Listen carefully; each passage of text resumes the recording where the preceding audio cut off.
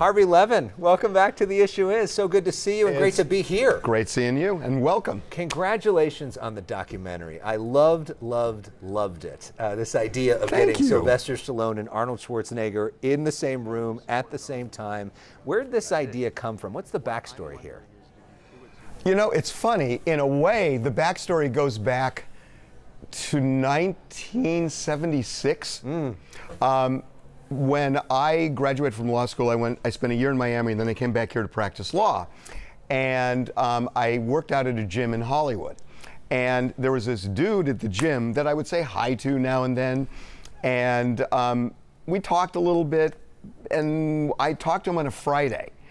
On Monday, he was the biggest star in the world. It was Sylvester Stallone. Okay. And Rocky had come out over the weekend. And I had no idea about this. Wow. So it's always been really impactful for me just to have watched that. And I was practicing law. I wasn't doing this. Yeah. And so I always thought about his rise. And then Arnold is Arnold. I mean, my God, I'm following him as the governor and the movie star and everything else he's done. And then we end up at the same gym as well. And I was just thinking, wow, to put these two together, given their history and this bitter rivalry that turned into this amazing friendship, I just felt like this would be a great opportunity. How did you pull this off? It took a while. It took a while. But they were receptive. I mean, they really hadn't sat down this way and talked about all the things they were doing to each other, during the competitive years, and then also just how they came together and became such great friends. So I think they were interested in doing it. They didn't know exactly how it was going to come out, and frankly, if you watched it, Elex, and there were a lot of moments where one didn't know that the other had done certain things to them. Right. I mean, I think what was obviously entertaining was watching them talk about their rivalry and going back and forth and ribbing each other. I think you were overpaid, but don't say anything. Son of a bitch. But what I thought was the most captivating was how emotional both of them got. We're more emotional than a lot of more dramatic actors, trust me. When discussing their own backgrounds and especially discussing their childhoods. Did you notice how different they are and how differently they processed that and other things? That when you listen to Sly, there is a sadness that comes into recounting his childhood, and he talks about the sadness and how it affected him, and he's never been able to shed it. Arnold is a very different guy. Arnold is the kind of guy that just moves forward, and he doesn't let that kind of drag him down. Now that doesn't mean that maybe Arnold isn't processing it the way Sly is, because I think they do process differently, but they're such different people. And that really struck me. And it was interesting and even different the way that they process reviews. When you get bad reviews, they hurt. I remember when we did the villain Yeah. with Kirk Douglas and Anne Margaret, they said to me, the horse had better facial expressions than I had. I mean, what the hell? It seemed Loved like that. Sly. Loved that. Really? And he just laughed and he said, I don't care. And Sly was just, oh my God, this is just, it's terrible. What was the biggest surprise for you of actually getting the two of them together?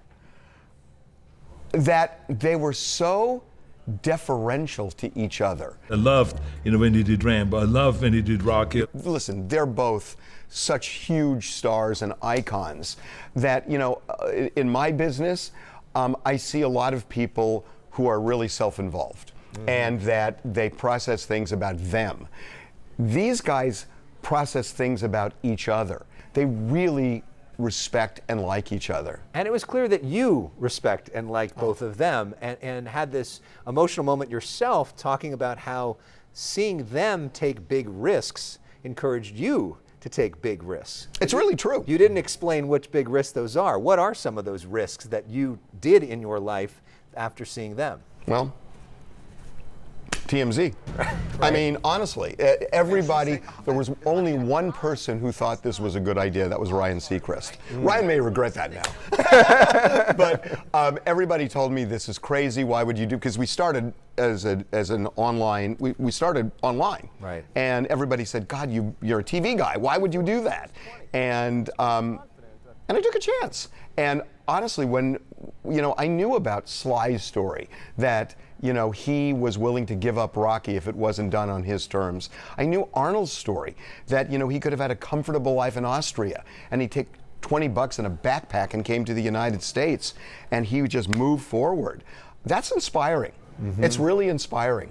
Yeah, and you look around here and everything that's built here, and you get now 18 million page views a month from different people, unique users. I mean, that's crazy if you really think about it. No, I mean, we're doing well, but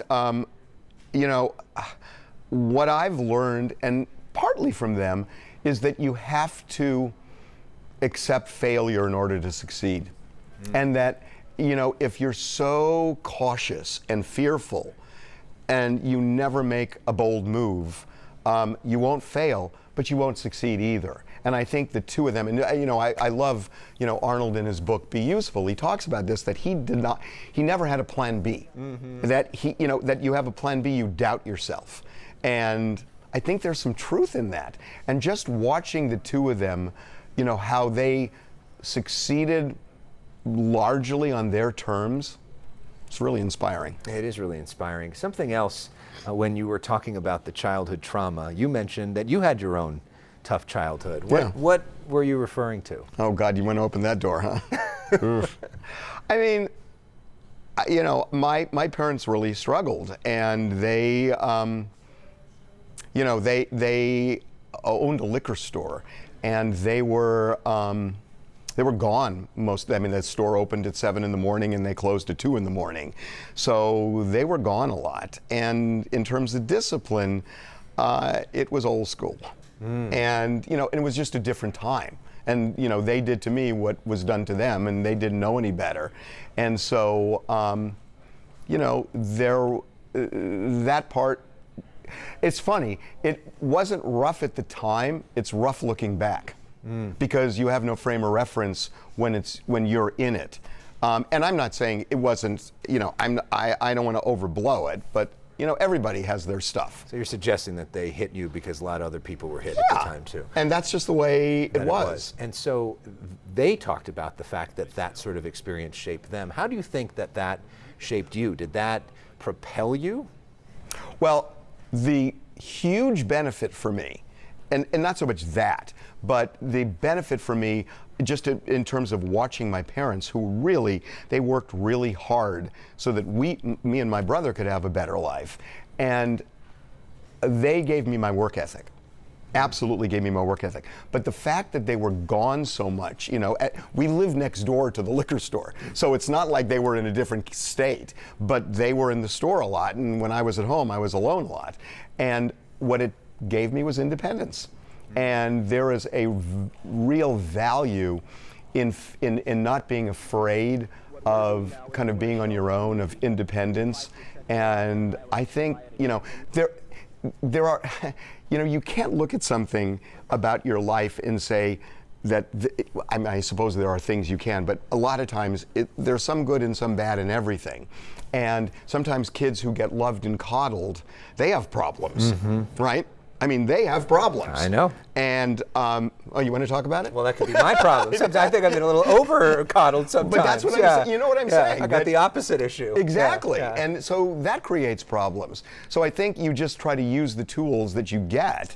And I'm really grateful overall for it, because I think that some of the stuff that was challenging ends up, in a weird way, being a benefit. By the way, I was 18 days late in terms of giving birth, and I like to say that I still don't want to have the umbilical cord. Well, you're close. You're very close to your parents. Still clinging on. Who's a big fan of you, both my parents. So we are talking to Harvey Levin from TMZ at TMZ, and recently we had the death of OJ Simpson. Right. And talk about a story that shaped your life, right? And was so influential to you. Basically something you covered almost every day for like 2 years, right? Right. How do you reflect on OJ's legacy? What I think about, look, I mean, it's not an issue of did he do it or not. I know the answer to that. I mean, I covered this case from the day it happened. So it's more about. You're saying yes. Of course he Yes, did it. yeah. Of course. Yeah. You know, and, you know, beyond that, you know, it's not about the trial. To me, it's about the aftermath. That I thought that OJ Simpson had a scarlet letter on him because of what he had done. And he didn't. I mean, he was an attraction in Las Vegas. I mean, people would run up to him, take selfies, get autographs. And what it taught me, and OJ really did teach me this, that line between infamy and celebrity is not just blurred, it's indistinguishable now, the two. And that it doesn't matter how you achieve fame in our culture, it's just that you achieve it. And that somebody with, you know, infamy, and we could think of a lot of people, they have, you know, they often are celebrated in similar ways that celebrities are on a completely different track. Well, that makes me think of another celebrity who said, if you're famous, they let you do it, when referring to sexual assault. Of course, we're talking about Donald Trump. The last time you were on the issue I asked you about the prospect of a Trump presidency, and you said that it scares the out of you. Does it still? How do you see the election right now?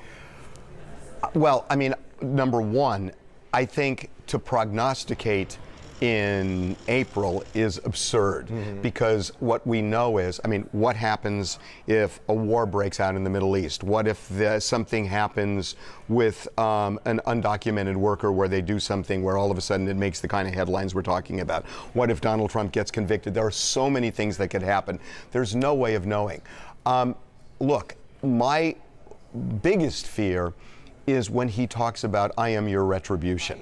And that really scares me, that he will act on that, and he seems that he will, and that really scares me.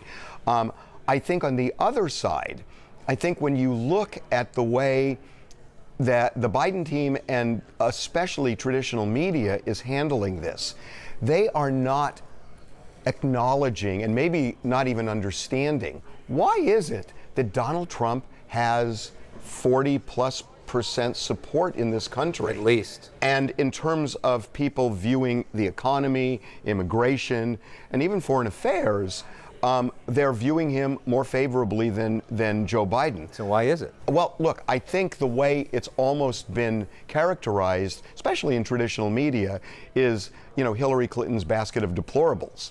And I think it misses the point, and it's also doing Biden no favors. That I think you've got to understand, why is it that he has that kind of support? And I think it's complicated, and I think there are some, I don't think that everybody is in one basket. And I think to really effectively campaign, you got to understand it. And I'm not hearing a lot of understanding on that side. Does that make sense? It does, and I think as well, there's a really powerful position to be the middle finger to the system. And Huge. Donald Trump right now Huge. is the middle finger to the system, and it's hard to be the face of the system. And it's also, you know, you're encumbered by being an incumbent. Right. And that's just the case with every president. And so I think when things are not going great, you know, and when we look at what's going on in Israel and Iran and in the United States and with the economy, and you know, it's like they talk about, you know, the economy is great, the economy is great. I mean, yeah, you can look at numbers and say that for sure, but why are people saying it's not? And that's what we're not hearing from the campaign. It's not. It doesn't feel like that's being addressed. Why is it that people aren't feeling those numbers? Because clearly they're not. Do you think the trial helps Trump? That's such a complicated thing. I think if he gets convicted, there will be people who will say, we don't want a criminal in the White House. And especially if he's jailed or imprisoned. On the other hand, it's exactly what you said, the middle finger. I think, you know, why Merrick Garland waited this long, Yeah. and why January 6th wasn't tried 2 years ago is beyond me. And to make the first case, the Stormy Daniels case, which is a campaign.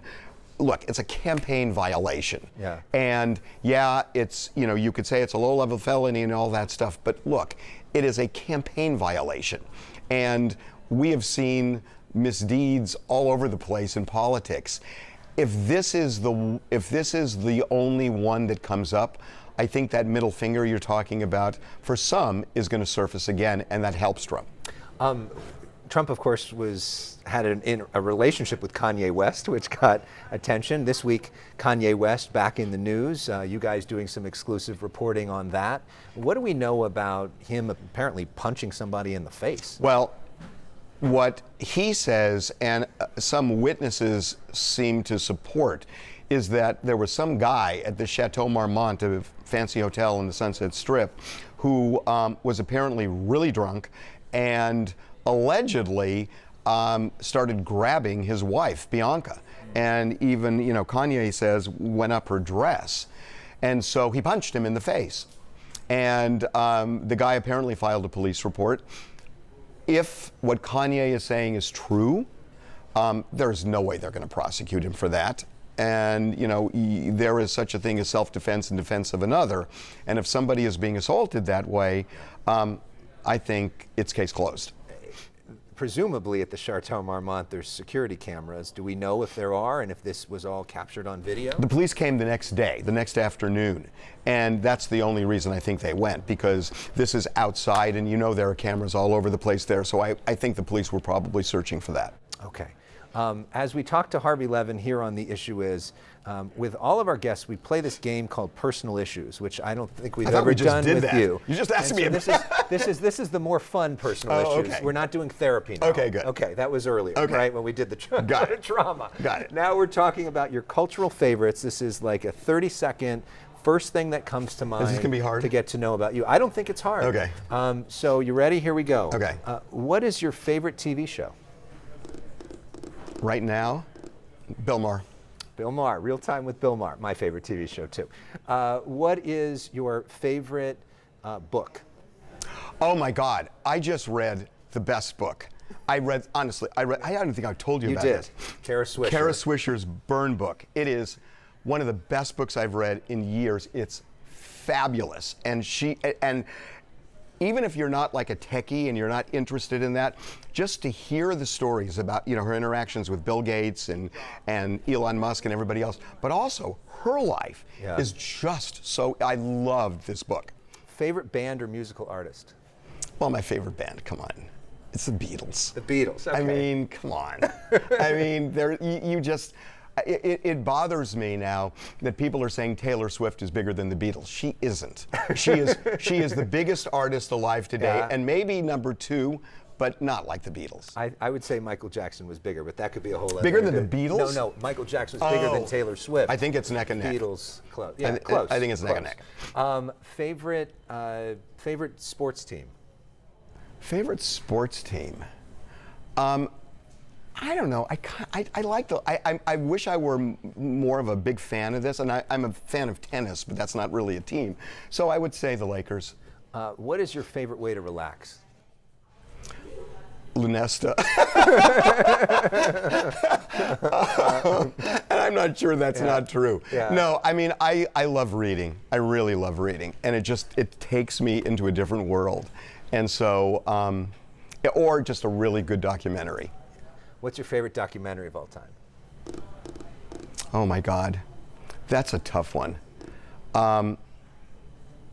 God, I mean, there are so many. I mean, I get like so wrapped up in them, and then I move on to it's sort of like a bathtub where you pull the plug, and then you look at the next thing. I did love Get Back. I loved the Beatles documentary. I thought that was. I mean, I've read a lot of Beatles. Which is now streaming on Disney Plus. If people want to check it out. It's really interesting, just because I've read so many books on the Beatles, and it gave me a different perspective of it. And I'm not sure whether it's real or not. I'm not sure whether they were performing and they really didn't get along like they showed that they did, but it fascinated me. And last question, who is your role model? Gosh. You know who my role model was? And you know, one of the things we lack in this country are heroes. My hero and my role model was Robert Kennedy. Why is that?